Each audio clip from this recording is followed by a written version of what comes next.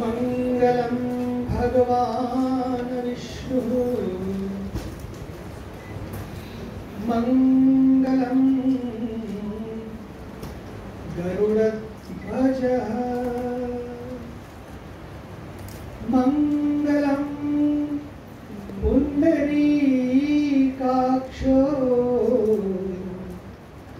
मंगलाय तनो हरिः सर्वमंगलमांगल्ये शिवे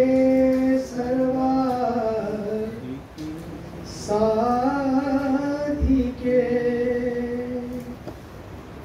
शरण्ये त्र्यंबके गौरी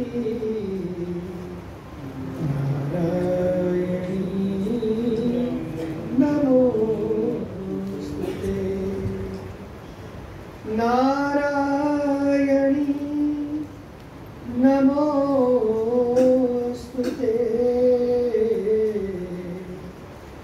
नारायणी नमोस्तुते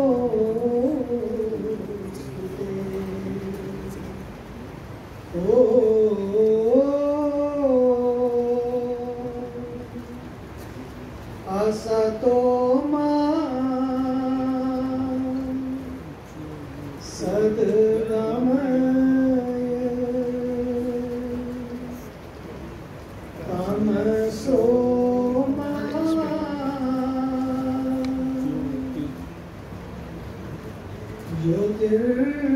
ज्योतिर्गमय मृत्योर्मा अमृतं गमय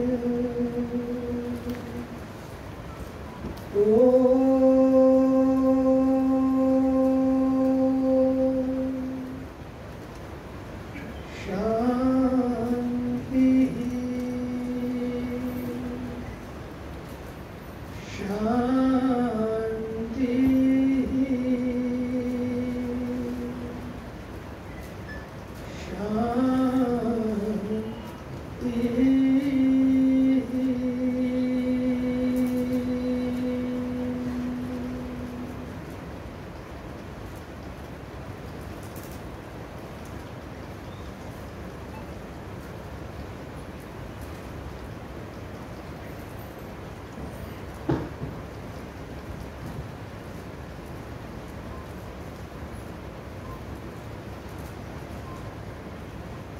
मंच पर विराजमान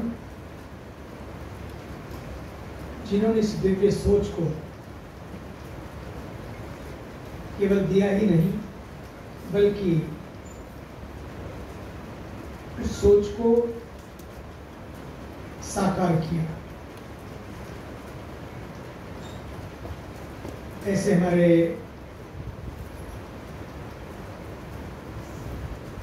राष्ट्रीय कवि संगम के अध्यक्ष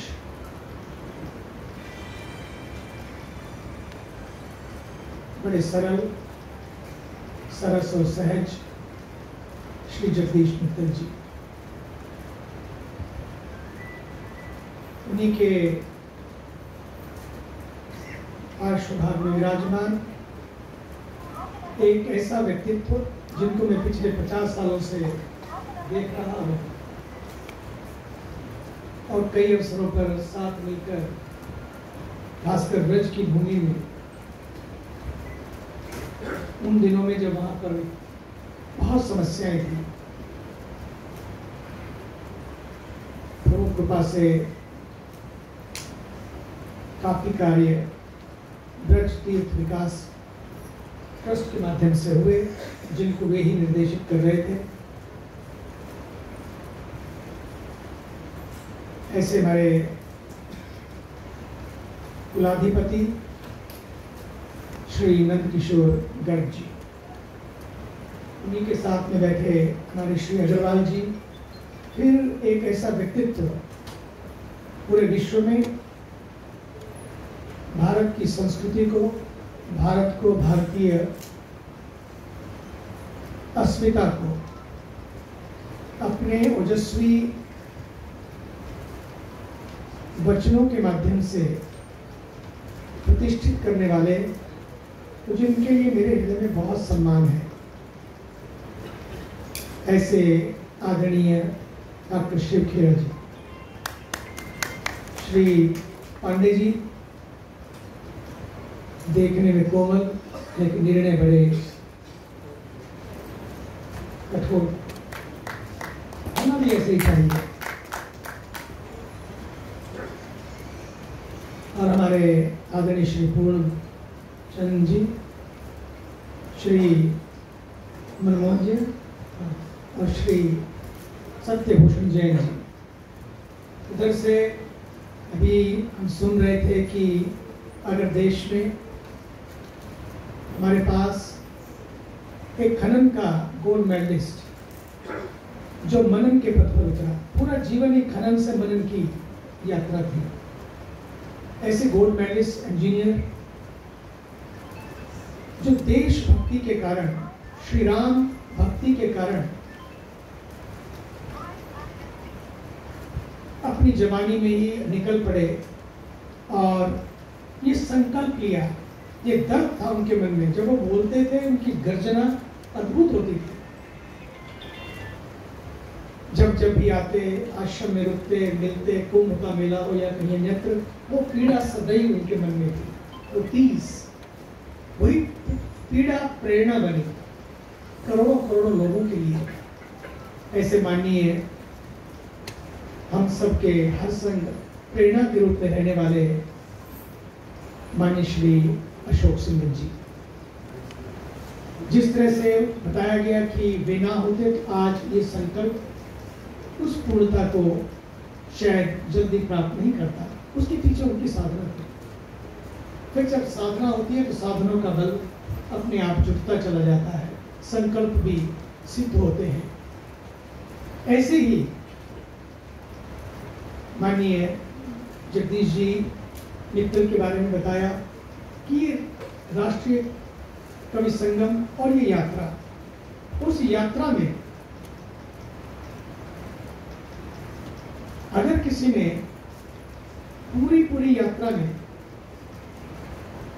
श्री अशोक पत्रा जी, कोई मंच ऐसा नहीं राष्ट्रीय कवि संगम का या इस पूरी श्री राम वनगमन पथ यात्रा का, काव्य यात्रा का, कि जिसमें उनकी ओजस्वी वाणी ने तो सबको जोड़ने की कला में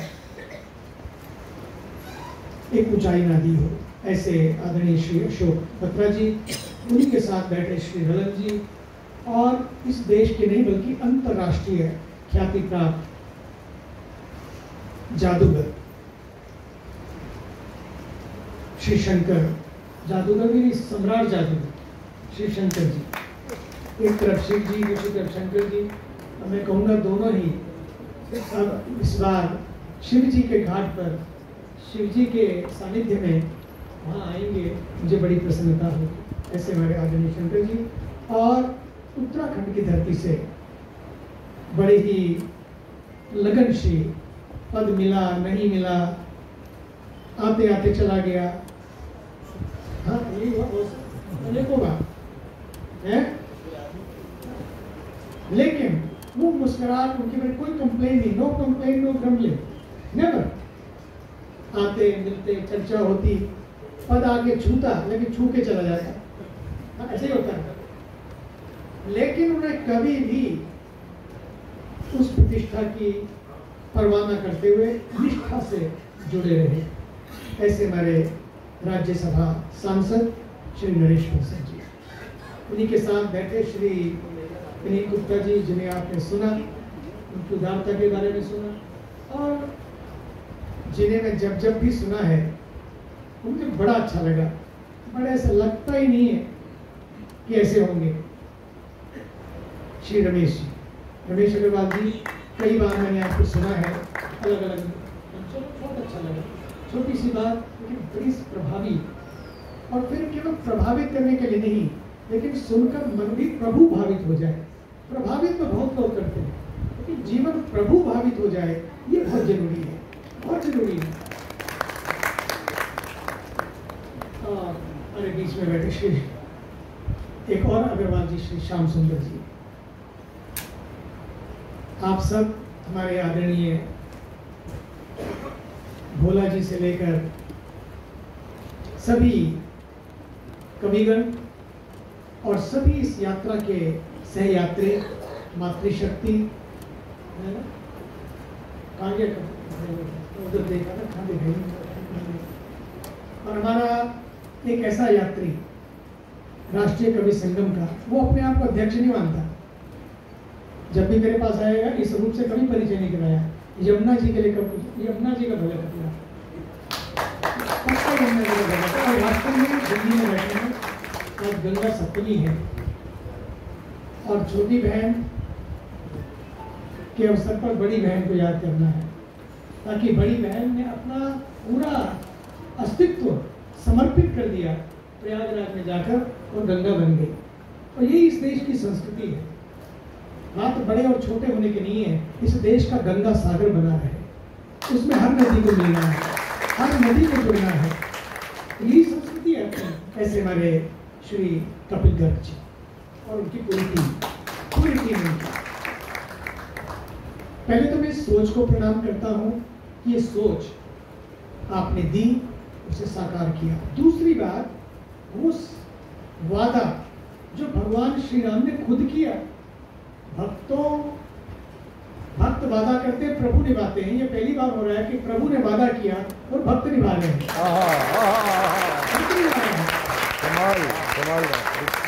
कभी भगवान को भी भक्तों से काम पड़े, ऐसे भक्त जो उसका वादा निभाते हैं। नहीं तो हुआ ये अक्सर, प्रबल प्रेम के पाले पड़कर प्रभु को नियम बदलते देखा, अपना मान भले टल जाए, भक्त का मान न टलते देखा। लेकिन आपने तो प्रभु के मान को न टलने दिया, इससे बड़ा क्या बड़ा सौभाग्य है। और हम भाग्यशाली हैं कि हमने इस धरती पे जन्म लिया है। मुझे तो पूरे विश्व में जाने का अवसर मिला है, देखने का, जानने का अवसर मिला है। और मैंने देखा है जो भारतीय संस्कृति है ना, अद्भुत है। हमारे शिव खेड़ा जी जानते हैं, क्योंकि रहे हैं, इन्होंने वहां सबको देखा है, जाना है, जिया है।